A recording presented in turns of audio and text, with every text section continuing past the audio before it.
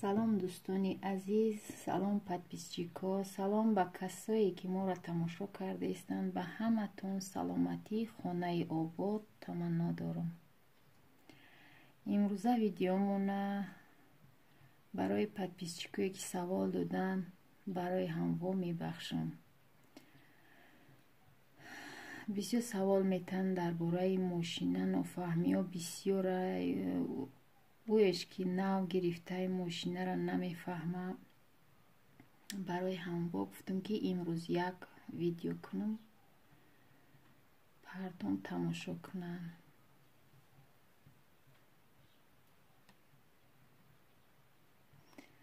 با کسایی که تماشا کرده ایستن و подписаться نکردن التماس подписаться کنین، انا لایک مونین.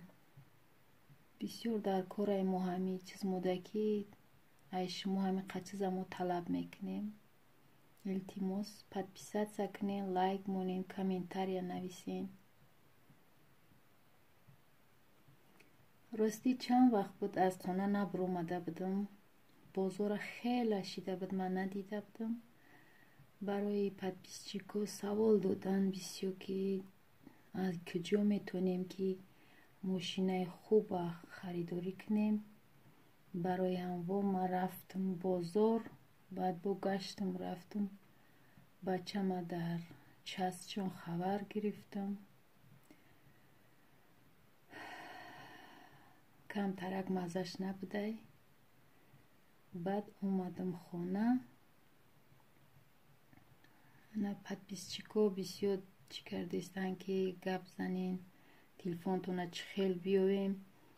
انا ما همتون بخشش میپرسم برای که ما 3 سیم کارت تعلیش کردم، برای که اگر یکم شمی دادم نامر ما ممکن که میگرفتم سیم کارت ما با شما نمیافتین، میگفتین که دروغ میگه. انا برای چی علیش کردم سیم کارت؟ برای که اینترنت، برای اینترنت سست بود. انا میگافون ده اینترنت خشرو میقپه، ویدیوم هم تیز میگذره. برای انمی انا ایجا پس میتونین، من نمبر میمونم، شما بعد زنگ بزنین در نمبروی من.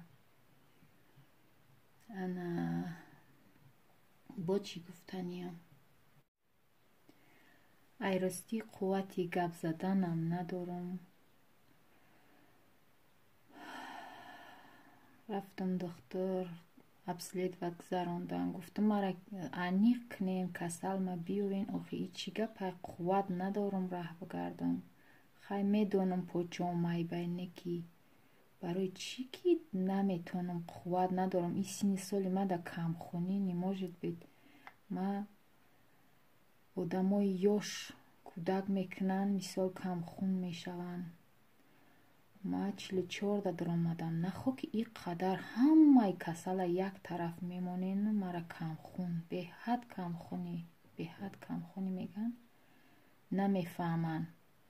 ما 20 سال تلخدان توبت کردم، یک تش نفهمیدن.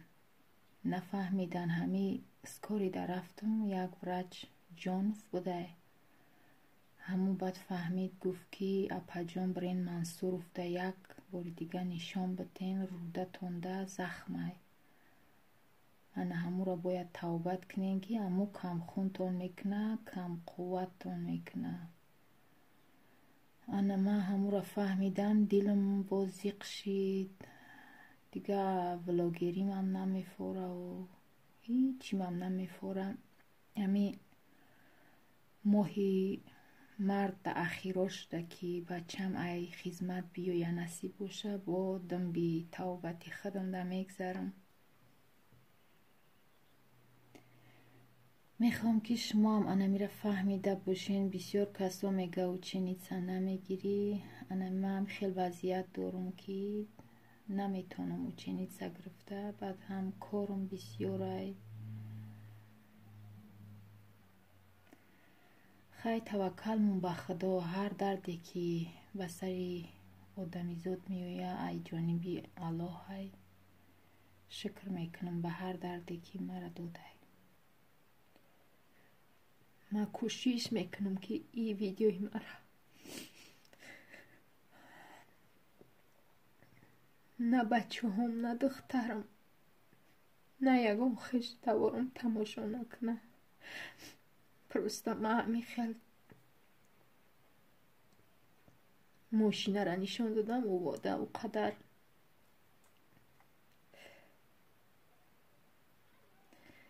اینترس نیسته برای همین در درونی همین ویدیو ما گپ زدستم. کسایی که این کسل میدونن میفهمن که چه خیلی کسله. به عروسی میگن که رک کشیچنیک رک میگن. خیلی خداوند من به خدا باور دارم. خدایی هست که یکی با وای مزلکه چستینی نمیبرویه با توبت میوه. ای همه تون بخشیش که شمارم به گپ گرفتم. یک خواهرک سوال داده که ماشین خریدم نو خریدم سوزنش نمیفرویه. سوزنش وقتی که نفرومد значит که در ته رشته پیچاندگی همی درونی همی سوزنده رشته پیچاندگی من امو را این نمیجا ملایم میکنی. وقتی که نو گرفته باشی نمیفهمی. این نمیجا ملایم میکنی بالچه میکشی میگیری.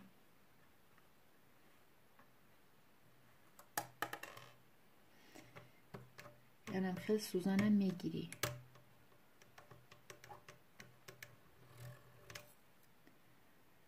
سوزنه که گرفتی انمی خیلی نگاه میکنی که یکان جوشته غجدی جمع نشیده باشه. غجدی جمع نشیده باشه توزه میکنین. با یک بار دیگه هم خیلی میدوزین میگیرین که درونشته یکان رشته یکان موسر جمع شیده باشه. بعد سوزن رس کردن میگیره. بعد روغن میکنین درونشته. منم خیلی روغن میدوزین کش تا بی سوزن خش رو براوه بیویه.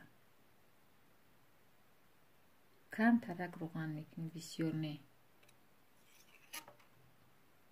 منم خیلی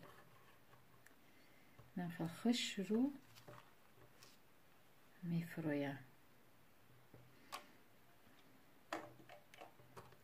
همین سوزن باید که وقتی که سوزن اماندی سوزن ایته نگاه کنی سوزن روی خطونده بیویه کجله نباشه که نمیدوزه.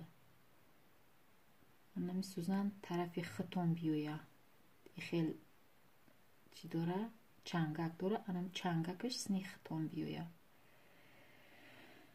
بعد سختش میکنین.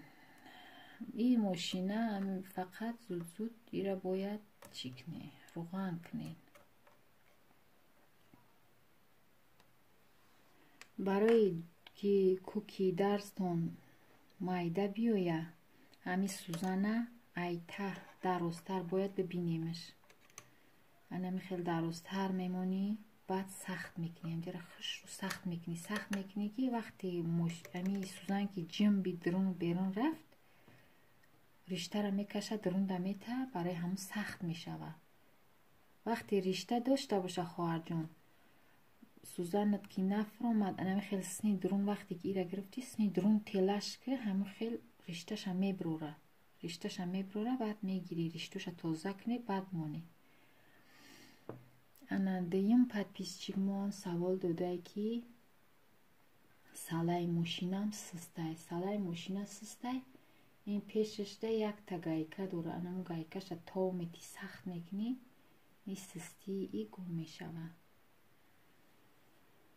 انا یک کسی دیگه سوال داده که برای کستونچه نمیدونم اون کستونچه دختر بچه باشه یا که پسر بچه باشه یکون خیلی نسخه داشته باشین. مقصد آلی ایشان ростӣ доштаб намедонам дар куҷо мондагишонум ҳоли ков меомагар баъд бо нишон метам видеои ояндада. дӯстои азиз, дастгириро фаромӯш накунен, лайк монен. ана имрӯз мо тарафи корвон рафта истодаем. дар 5-6 моҳ як бор мебарам айхона, мебинам бисёрам шаҳр хушрӯ шидай.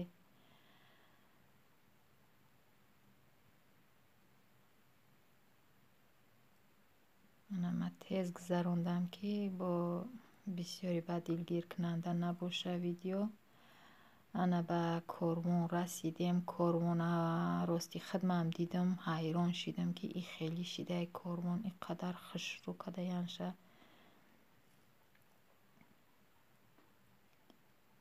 намешиноси корвони пешинара ба ҳозирина фарқ кунӣ. ана бисёр навигариҳо шида будай. ӯ вақто ма мерафтам дига хел буд, ҳозир дига хел шидае, камтари дигаш беремон мондаги. ӯ тарафаш ҳам хел хушрӯ кадагиян ки ранги давлатҳои дигаворӣ та хушрӯай медрой, ҳамаш удобства қатияй. набинен дӯстони азиз, ана инҷада ма хамбидам рафтам. рости я савдогар як гап гуфт, бисёр аламам кард ки гуфт апата дар архив хов будӣ? не ки маам ҷавобша додам ки ҳо, агар одаме мисли ма боша дар архив хов будай ҳо. гуфтам рости ма дар архив хов будам ҳо. вақте касал шидам дига набромам, намефаҳмам раҳрам, нархи наворам. ана инҷа дим дарозай тарафи мошинаҳо рафтем. ана и соҳиби мошинара гуфтам бихе ай бораи мошинаҳот гап зад дажи ай ҷош нахест. гуфт ҳеям хел сёмка ки парто. охи инҷада пурсидаистан нархи навои мошинаҳоро, вақте ки нагуфтӣ ай бораш гап назадӣ чӣ хел мефаҳмем мо. амқа нарша фаҳмидам ки 4500 будай. ай мошинаҳош боварӣ надоштай чӣ ки гап назад. хай ба залали худаш. мо ҳам ягон претензия надорем. просто ҳамқа омадам гуфтам сёмка кунам ки нахост. хай дунё кушод. бо мошина бисёр ҳастай бо тарафҳои дигаш даво. ма ки наметонам рафта дига нарафтам он тараф. ана рафтам пеши як додараки дига. ана хеле ҷои нисқҳои попур доштай. бисёр ҳам ҷои хуб, точкаи фасон. чизе ки мехоҳен айнамиҷа меёвен. 1 дарвоза 8 рияд. номаш Суннатулло будай. ҳам хел суроғ кунен меёвен. дига дар ягон точкаи бозор ай и хел нисқаи попур намеёвен. иҷа тамоми чиз ҳаст. тамоми чизе ки барои дузандагӣ дар корай меёвен. ана мисол иҷада меои ай рӯи сурат нигоҳ мекунӣ, мепурсӣ нисқаш ҳаст, тайёр ҳаст, кадом сурате ки маъқултай, мепурсӣ нисқаш ҳастай, мегирӣ, хуш рӯ рафта истифода кардан мегирӣ. не ки нархша напурсидам ки нархҳои нисқаҳо чанд сомиянд. як вақто медонистам ки 50 сомонӣ буданд, ҳозир намедонам. инҷа тамоми чизи дузандагӣ ҳастай. ана миҷа бин харид кунен.